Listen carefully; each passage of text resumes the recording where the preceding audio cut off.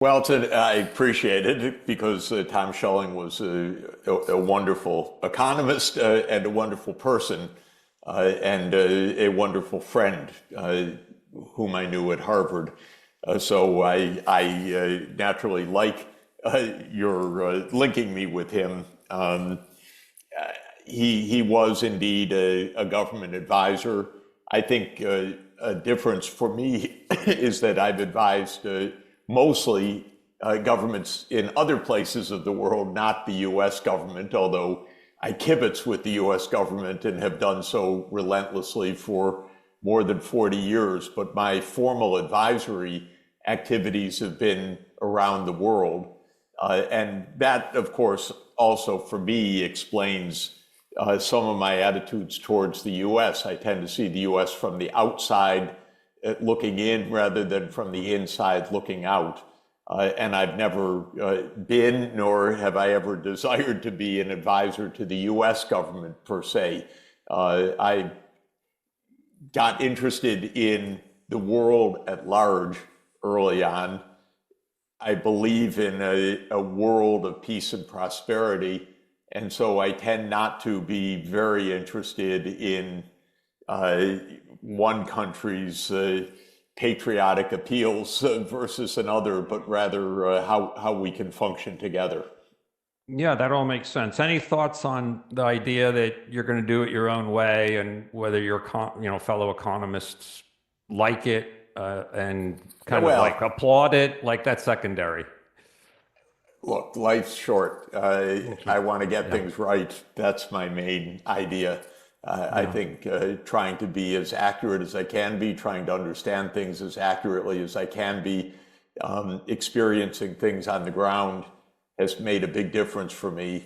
One of my life-changing experiences was being engaged in practical problem solving for the first time at a high level in 1985 in Bolivian hyperinflation. And when I was involved and I made some policy recommendations that I think worked out pretty well, my colleagues said, well, why didn't you do this? Why didn't you do that? Which was fair enough, but I found the points, frankly, quite naive because I was there watching and participating close up, and they were kibitzing from several thousand miles away.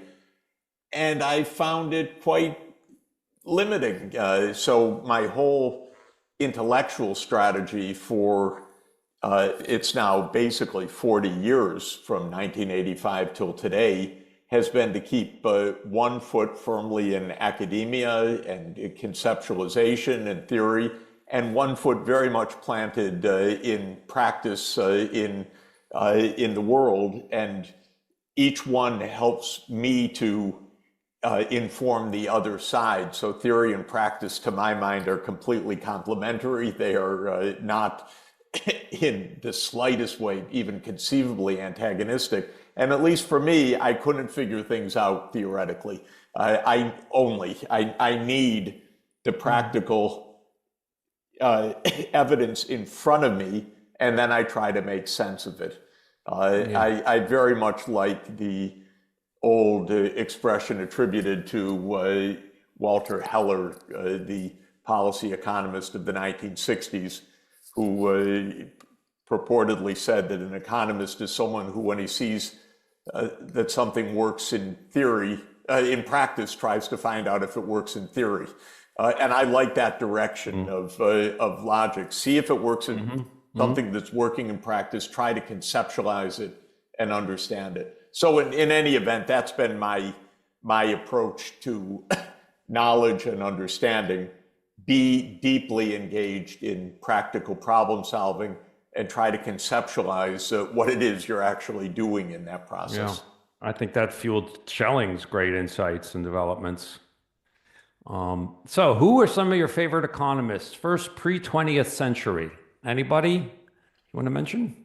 Well, I'm a confirmed Aristotelian, so though Aristotle is not typically counted as an economist, he did, of course, write about economics. He wrote about everything.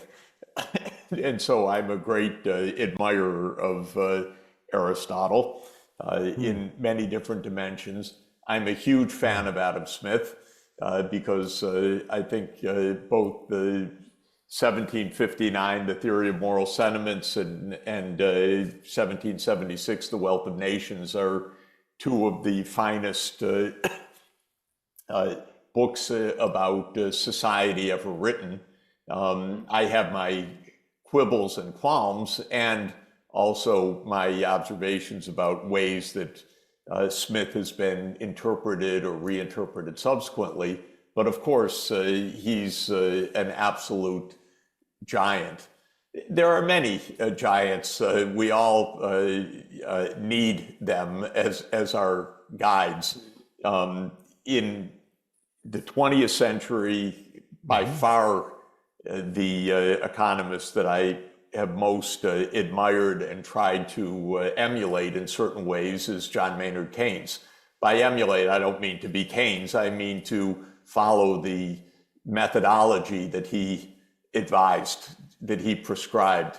And one of the most notable points about his methodology in his eulogy to Alfred Marshall was to say that an economist should be a multifaceted individual that could touch theory and practice together, that could be both mathematical and practical, that could be, I think, I don't remember his exalted language exactly, but, reaching to the heavens, but also as down to earth as the politician. And I really like that idea of the mix of talents that is useful for good economics. Mm-hmm. Is there anyone else in the 20th century you want to? Well, I had two absolute geniuses as immediate influences on me. Being a student in Cambridge, Massachusetts, Paul Samuelson absolutely dominated the scene. He was just a great genius, an absolute remarkable mind. And his brother-in-law and fellow genius, W. the Soul?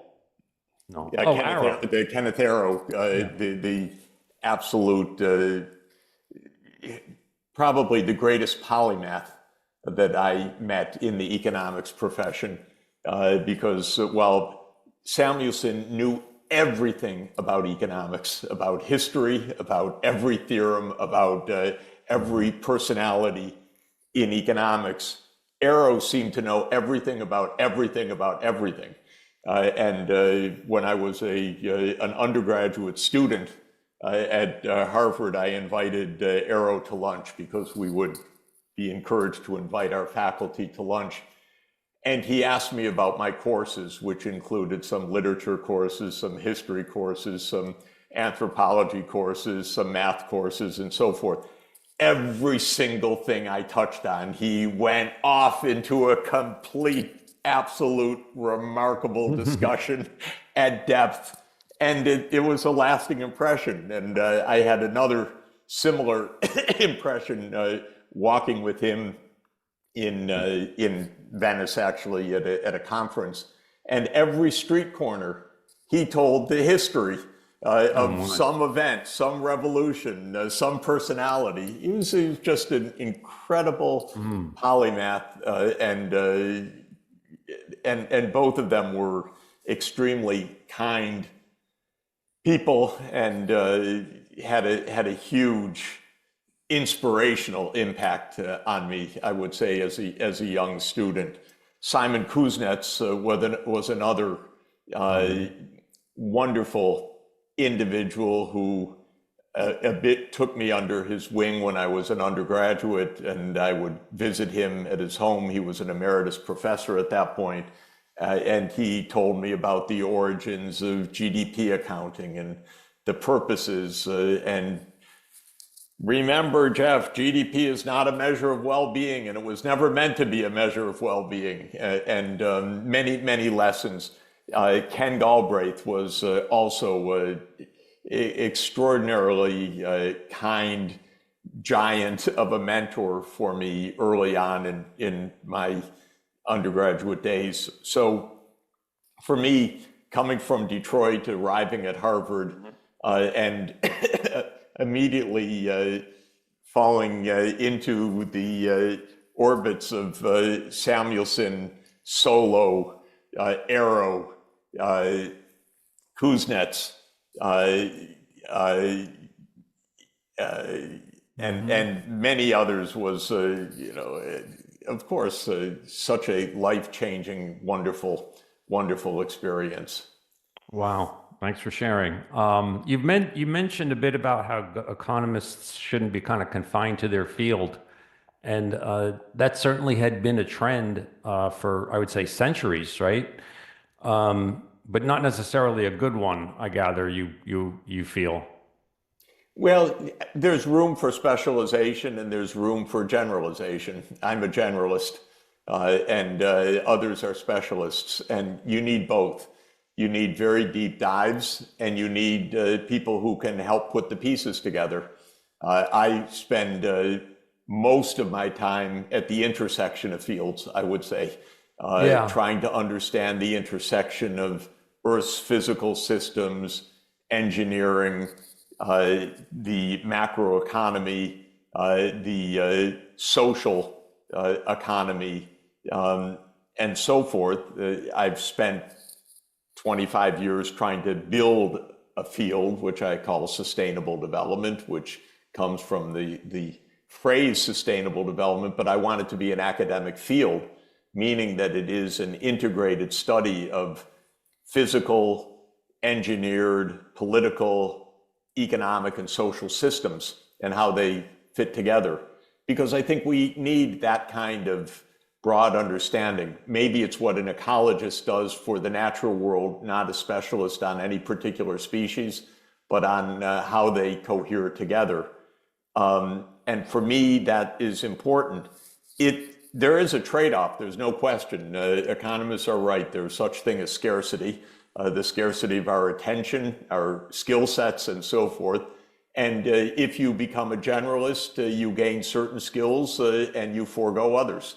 And if you are a deep specialist, you can make very deep dives into areas, but you hope that your deep dive interconnects in a meaningful way with the rest of our world. So I've chosen the generalist approach.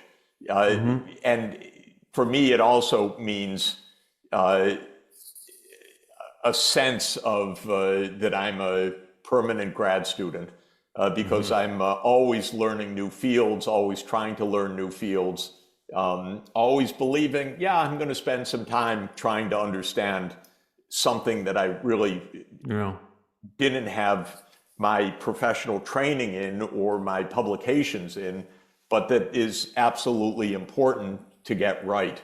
And I led an organization called the Earth Institute at Columbia for around 15 years, which was hundreds of leading scholars from across Columbia's faculties, but including climate scientists, civil engineers, economists, political scientists, psychologists, sociologists, and a lot of my fun was learning a bit about each of their fields, but also gaining the unique opportunity when a question, say, about climatology came up, to be able to speak directly with one of the world's leading climatologists to get the lowdown on the topic, or with the engineers who could help me to understand how the power grid works and so forth. And having that kind of generalist knowledge is really important, in my view, for a lot of the core policy making that needs to be done in the world today. And it's generally lacking that kind of general integrative knowledge.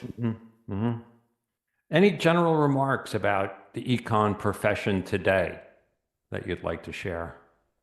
Well, I wanted to do better in many ways. I want it to be more problem solving. I want it to be more grounded in uh, ideas of what is a good society. I think it can't just be, as Milton Friedman wrote in 1953, a positive field where the goal is prediction above everything else. I think it has to be a field oriented towards the good more than it is actually. I often think, because my wife is a medical doctor and I watched her train in medical school and through her residencies and specializations and so forth, what would it be like if a medical school said, we study disease, we try to predict the course of disease, but our job isn't really to intervene and choose something called health or not health. It would be quite interesting. You'd go into the hospital and the doctor would predict, well, you'll be dead in 7 days. We have very good forecasting capacities. Well, what about saving me, doctor? No, that's not really my field. That's a value judgment. I don't want to get too involved in that. I find that approach to economics not sensible. Okay. I'd like to ask about your ideology and whether it's undergone, if you feel it's undergone any change. And this is rather apart from foreign policy, just to kind of imagine more of an economist looking at the national economy, domestic policy. And there's a lot in your career that points in favor of individual liberty and free markets. On the other hand, in a recent podcast, you called Franklin Roosevelt our greatest president. And yet you get on great with Napolitano. That's where you said that. And I believe he's a libertarian. It's great to get on with everybody. It's not like a big deal, just like with Tucker Carlson. In an interview with him, you said the Biden administration has been the worst of our governments in modern history. And you said very favorable things about Rand Paul as well as Tulsi Gabbard. And you kind of express a hope about the incoming Trump presidency in terms of a foreign policy change. So, I'm not trying to be tricky or anything. No, I understand. Yeah, and first, I don't like the normal categories. Yeah, I just want to add, just from my part, Yep. I don't see a lot of, if you will, very, like you talked about your amazing pedigree at Harvard and everything, and like a lot of people like you who, would say that about the Biden administration publicly. So I just wonder, what do you make of yourself? First, the main change is I know more than I used to, because when I got into economics, I knew almost nothing. And in fact, I got into economics because I was kind of amazed at how little I understood about almost anything about our economy or our society. And I wanted to understand. So this has been now a 53-year venture because I started as a student in 1972 in economics in the fall of 1972. And I'm still learning. So this is the first point. Second, I'm skeptical of all labels. They are, of course, some people do pride themselves on bearing a particular label. I'm skeptical that there's very much depth in that approach. Words like capitalism, socialism, liberty, market economy, and so forth, they can mean a lot of different things. These are big, vague terms. Third, as an Aristotelian, as I mentioned, Aristotle praised a mixed form of government when he came down to his analytics of politics in the politics. He talked about government of the one, government which could be of a good or bad form. It could be a monarchy or it could be a despot. A government of the few, it could be of a good form, an aristocracy, government of the best, or an oligarchy. or government of the many. It could be mob rule, or it could be republicanism. He made 2 points. One, the formal structures don't define the quality of the outcomes. This is one of his genius points, that it's debating the formal structure of the economy leaves a lot out. Second, he advocated a mixed form of government. Take some of the government of the ones, some of the government of the few, some of the government of the many, because different kinds of problems require different kinds of organization. This is true of an economy. One of the things I learned from and love about Paul Samuelson's approach to economics was, he said there are private goods and there are public goods. And he defined rigorously the difference of the two, which I think is one of the most eye-opening developments of economics in the 20th century, that we could actually identify in which cases individual behavior would lead to desirable outcomes, such as Pareto efficiency, and in which cases that would not be true. And those are partly due to the technical character of a particular good or service, whether it's rival or non-rival, whether it's excludable or non-excludable. So I think we owe a lot to Samuelson for clarifying these basic concepts. And I always loved the field of public economics in particular, because public economics defined when do markets work well, when don't they work well, when should we use auctions, when should we use normal market mechanisms, why are there firms? All these great classic questions of the 20th century show that the economy is much more than a convex set of preferences and technological transformation curves that lead to the first and second welfare theorems. So in this sense, we need a richer institutional understanding. So that's why I find all of the kind of tendentious ideological discussions off base. And it's interesting for me. I advised the Polish government in 1989. I think I made good recommendations. They set and staged decades of rapid economic catch-up for Poland, which was exactly the idea that I had in mind. So it wasn't an ex post observation. It was an ex ante desideratum. But when I made the recommendations, they thought, well, this guy's a super liberal free market economist, shock therapy, extreme liberalism.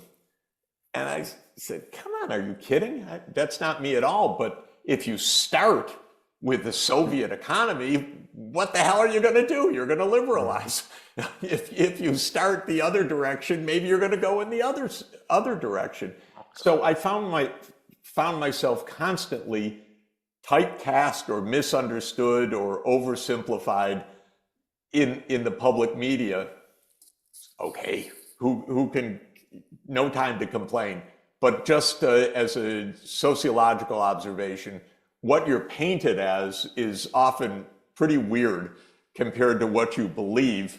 The idea that, well, I was a free market radical, and then I had a conversion on the road to Damascus when shock therapy failed, and tried to make amends.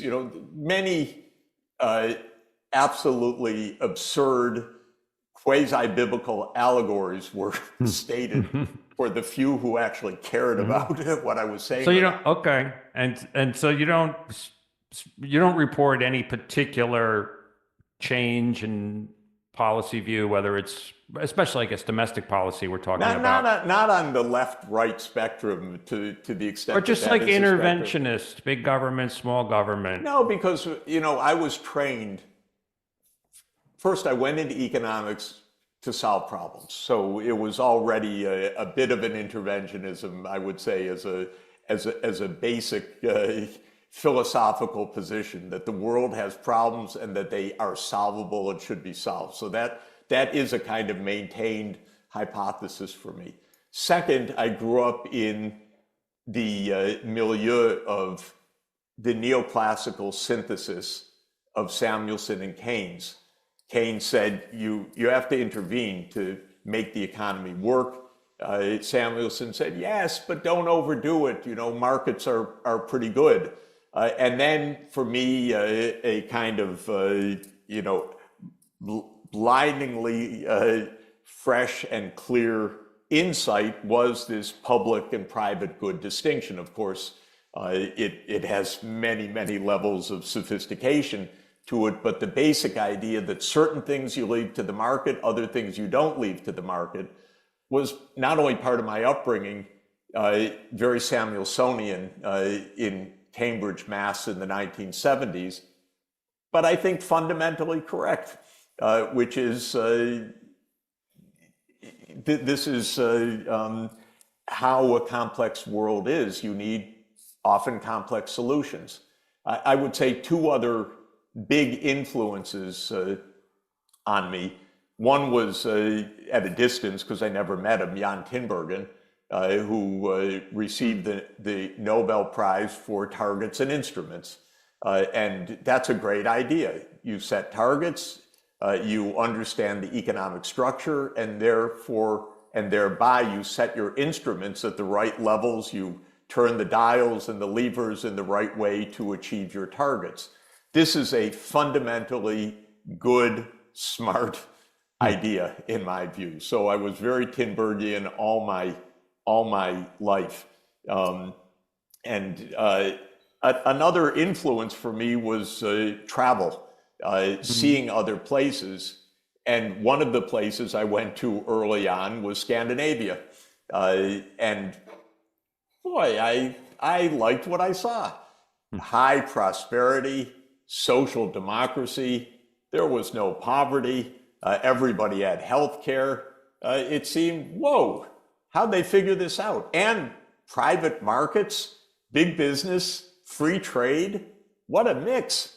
Who thinks of Sweden's social democracy as a free trade country? But of course it's a free trade country. Of course it's a country where the government doesn't intervene and to say don't lay off workers. It says absolutely lay off workers so that they move to more productive activities. So I came back from a trip to Sweden after my undergraduate degree, and I went to my advisor, who was Martin Feldstein, I'd say on the whole a free market oriented economist. Mm-hmm. And I said, Marty, I'd like to write my dissertation on social democracy. And he said, nah, that's not very interesting. Go down to MIT and study international monetary economics, which I did to great benefit with Rudiger Dornbusch. And I became an international finance economist instead. But this is all to say, I was interested in social democracy. I was 25, and I found it very compelling. And in Poland in 1989, when I was asked about my supposed free market nostrums, in an interview in the New Yorker, I said to the reporter in the fall of 1989, on the verge of shock therapy, so-called, that the country I admire the most is Sweden. So the idea that this is some conversion from, hyperliberalism to interventionism is a biographical, ahistorical, let me put it that way. Thank you. It's